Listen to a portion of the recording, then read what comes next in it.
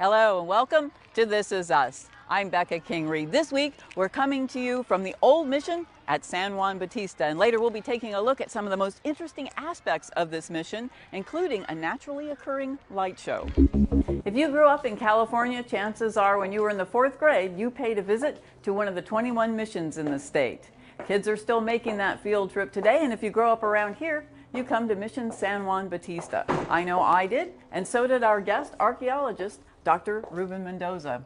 Doctor, can you tell us how you went from 4th grade tourist to resident archaeologist here at the mission? Yes, I'd be happy to. In 1965, I was given a release form to have my parents sign for permission to come to a California mission. And in the process, I traveled to Monterey and eventually came to San Juan, took some photos, and fell in love with the history of this site. Now, when you went home, you loved it so, you recreated it. Can you tell us about your model building project? Yes, once I returned, my parents didn't believe my stories about sea monsters and cowboys and Indians, and I took out my photos, I began reading about the history, and I recreated a town of 22 buildings made from tomato boxes and doll furnishings, basically, and I recreated a scale model town with the main avenue and everything else that went with it. And now you've grown up and you've come to study the real thing. Yes, I've become the resident archaeologist and curator here at San Juan. How much history is here? How old is the mission? This mission was founded on June 24th of 1797, and the portion of the building that we're standing in at the moment was constructed in 1812, the other half in 1800. Okay, and in your 14 years here, I know I've read a lot of your discoveries and they're very interesting. I would love it if you could give us a tour of the mission. I'd be happy to. Join me.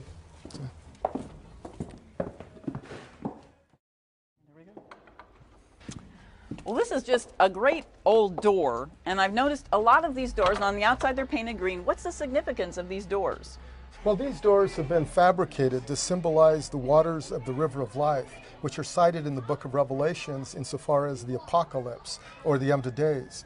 It is this image that signifies this river from which the Messiah shall emerge, and it is a symbol of that rebirth. And there is a roar that issues from the river and literally brings forth the apocalypse.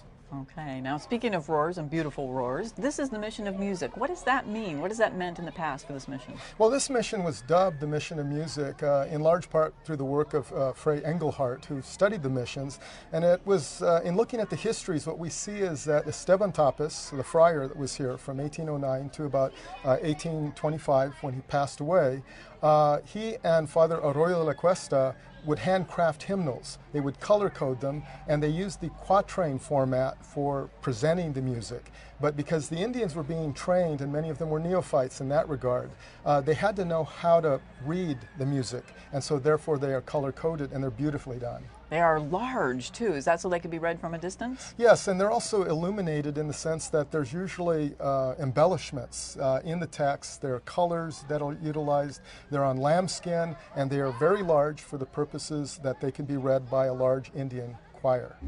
Dr. Mendoza and I are standing inside one of the largest models on record of a California mission, and it's made from real mission materials. Can you tell us a little about that? Yes, the adobe clay was brought from the mission and fired in the tiles, and timbers from the original mission were actually cut to frame the entire building. Well, who did this work? This is a large, and it's very detailed. Who could make such a thing? Well, this 1/25th scale model was constructed under the supervision of Alvaro Cotier, an occupational therapist, with the help of approximately 6 to 7 I guess you could say criminally insane patients from Atascadero. And why were they chosen? Why would you choose those guys to build? Now, these guys were serious criminals, weren't they? Yes, between the 6 of them, they'd murdered over a dozen people. One of them, his entire family. But they were chosen because, again, occupational therapy was seen as a way to rehabilitate them.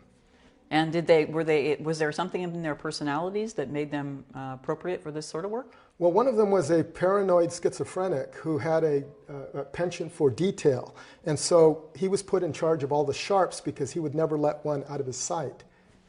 And the rest because of their artistic abilities. Well, they did a wonderful job. Must have been a great project for them. And tell us about the new discovery that you've made. The most recent discovery is the archaeology that I've been working on for the last 14 years, but the most recent was the discovery of the original mission chapel of 1797, built by the soldiers of the Presidio of Monterey, and we found its foundations right in this section.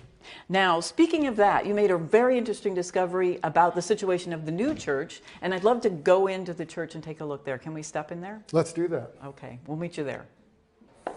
Now, this beautiful church is one of the largest in the mission chain, is that right? That is correct. It is the only three-aisle church in the California mission chain as well. It's really something, and it's special for more than just its size. Because of its situation, something special happens here. Can you tell us about what that is? Yes, the archaeology has pretty much demonstrated that this site was built on a quadrangle, square quadrangle, and the church is approximately 3 degrees off kilter with that quadrangle.